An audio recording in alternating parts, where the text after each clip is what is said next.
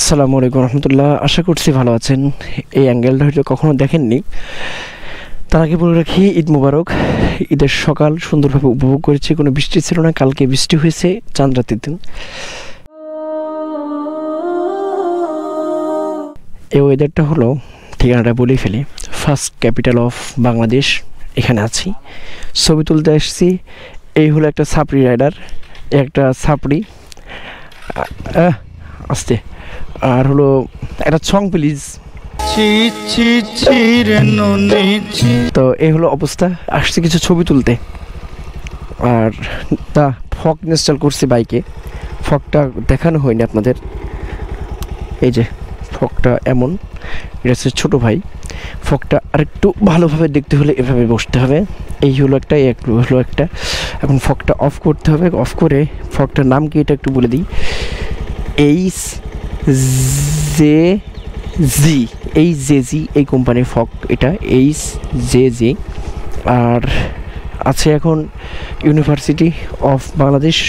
Time যখন ঘড়ির কাটায় 10টা 6, তখন আমরা এখানে ছবি তুলতে হলে আরেকটা ফোন বের করতে হবে। আচ্ছা, ছবিগুলো তুলে নিই, আপনারা ততক্ষণ ফাস্ট মোশন দেখতে থাকেন।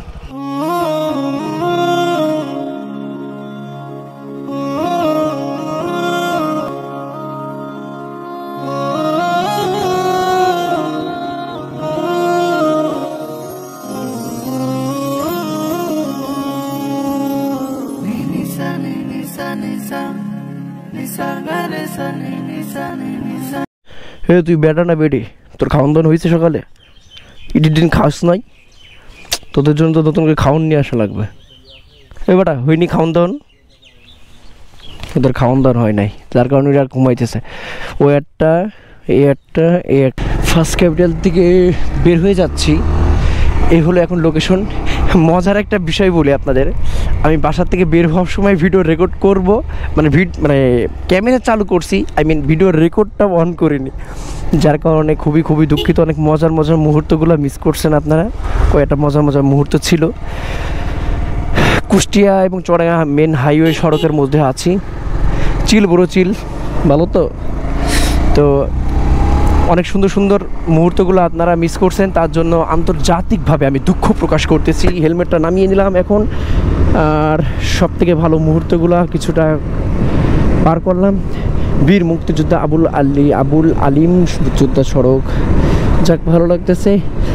ঈদের এই পরের সিজনটা দুইটা বিষয় থাকে। একটা হলো যে যারা শ্বশুর বাড়ি থাকে তারা বাপের বাড়ি যায়, যারা বাপের বাড়ি থাকে তারা শ্বশুর বাড়ি আসে।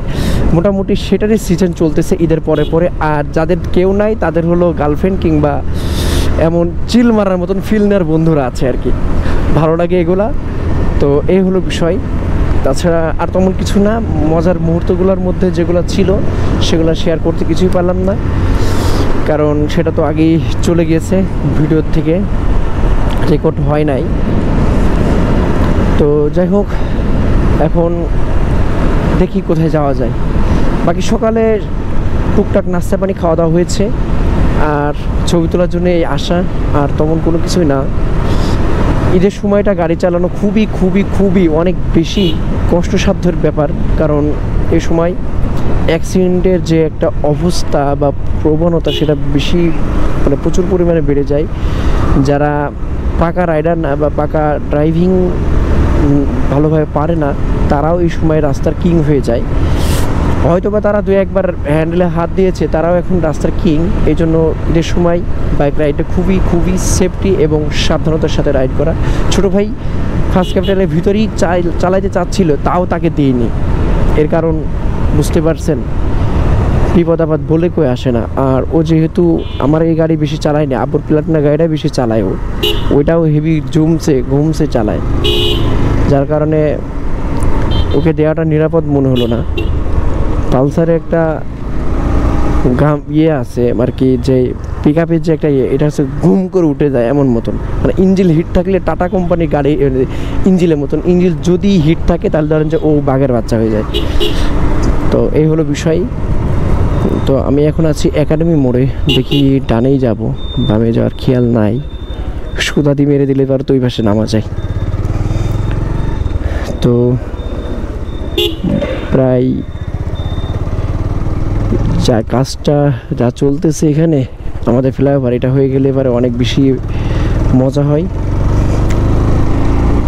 একটু শহরের মধ্যে ফিল নিব, তারপরে চলে যাব। চলুন আপনাদেরকে নিয়েই ফিলটা নিই। এই সময় আরেকটা বেশি ভালো, সেটা হলো যে যারা মসজিদের ইমাম মুয়াজ্জিন বা এনারা থাকেন তাদের একটু কষ্ট বেশি হয়। মোটামুটি মিষ্টি কেনার মতন, ঈদের বাজার করার মতন যে অর্থটা, সেটা এখান থেকেই মোটামুটি হয়ে যায়। এইটা একটা ভালো দিক। আর সব থেকে বাস্তবতা এবং কষ্টের একটা কথা বলি, যেটা কালকে আমাদের খান সাহেব ভাই, তো উনি ভিডিওটা করছে। সারা বছর যারা নসিহত করে বেড়ায় কখন কুরবানি ফরজ, মানে গুনাহ থেকে বাঁচার জন্য যারা নসিহত করে কুরবানি ফরজ হলে কতটুকু ফরজ ইত্যাদি ইত্যাদি, তাদের বাড়িতেই কুরবানিটা হয় না। নতুন জামা কেনার জন্য বাবাদেরকে উপদেশ যে হুজুরগুলা দেয়, তাদের ছেলেদের অথবা তাদেরই নতুন জামা হয় না। বাস্তবতার মুখে দাঁড়িয়ে এটাই সত্য যে আমরা শ্রবণ করতে, কানসুক নিতে খুব বেশি পছন্দ বোধ করি, খুব বেশি স্বাচ্ছন্দ্য বোধ করি। বাট আমরা বাস্তবতার কাছে যে যার কাছে শ্রবণ বা শুনি, কানসুকটা নিই, তার অবস্থানটা আমরা ভুলে যাই। এখন আছি আমি হাসপাতাল রোডে। এই সময়টা হাসপাতালে যাওয়া উচিত বোধ হয়। পিছনে যে ভাই আছে আমার, ওর কারণে হাসপাতালে যেতে পারবো না। এই আনন্দময় মুহূর্তে এখন আমি আনন্দিত আছি, কিন্তু হাসপাতালে অনেকে বেড়ে হয়তো মৃত্যুর শয্যায় বা মৃত্যুর সাথে পাঞ্জা লড়ছে। কিন্তু হয়তোবা তার কাছে যে তার মাথায় হাত বুলাইতে পারবো না, তার পাশের থেকে ঘুরে আসা আমার উচিত। তবে আমি সেটাও মনে হয় পারবো না, পিছনে ভাইয়ের থাকার কারণে। তার এখন ব্যস্ততা, সে তার কথা যে খুব তাড়াতাড়ি বাড়ি যাওয়া লাগবে, অথচ তার কারণে আমি বাড়ি হয়েছি। যাক, এটা তার একান্ত ব্যক্তিগত বিষয়, সেটার কোনো বিষয় না। তবে হাসপাতালের ভিতরে ঢুকছি না, সদর হাসপাতাল ওইটা, এদিক দিয়ে নতুন বাজার হয়ে বের হবো এমন একটা খেয়াল। জাস্ট একটু ঘোরাঘুরিটা হবে। এই সব কিছু মিলিয়ে যে কথাটা মাদ্দা কথা বলতে চাই, সেটা হলো ইব্রাহিমি সুন্নত পালনের লক্ষ্যে আমরা অনেকেই অনেক মোটা দামের, মোটা অঙ্কের অনেক কিছু ক্রয় করেছি। আল্লাহ বিল্লাহ করে জবাই কুরবানি সব কিছু হয়ে গেছে। অনেকেই গোস্ত হয়তো খাওয়া বা রান্না শুরু করে দিয়েছে। এমনও মহল্লা বা অবস্থা বা কাজের দক্ষতার উপর নির্মাণ করে সকাল 10টার মধ্যেই সব কাজ সম্পূর্ণ হয়ে যায়। তবে একটা কথা যেটা, সেটা না বললে নয়, আপনি কি আপনার মসজিদের ইমাম কিংবা মুয়াজ্জিনের অবস্থা কখনো ভেবে দেখেছেন? সত্য আরেকটা কথাও বলি, এবং যেটা বলতে চাইনি, সেটা হলো গেল বছরে এই সময়টায় আমি একটা মসজিদের ইমাম হিসাবে ছিলাম।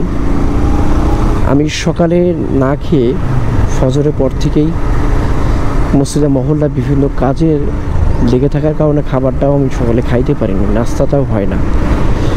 এবং কুরবানি মোটামুটি অনেকগুলো আমার দিয়ে করানো হয় বা আমি করি, যে শক্তিটাও শরীরে ছিল না। শুধুমাত্র ইব্রাহিমি শক্তি বা ইব্রাহিমি যে একটা তেজ, সে তেজটা বা উদ্দীপনা নেই, সকল সব কুরবানিগুলো সম্পূর্ণ করি। তবে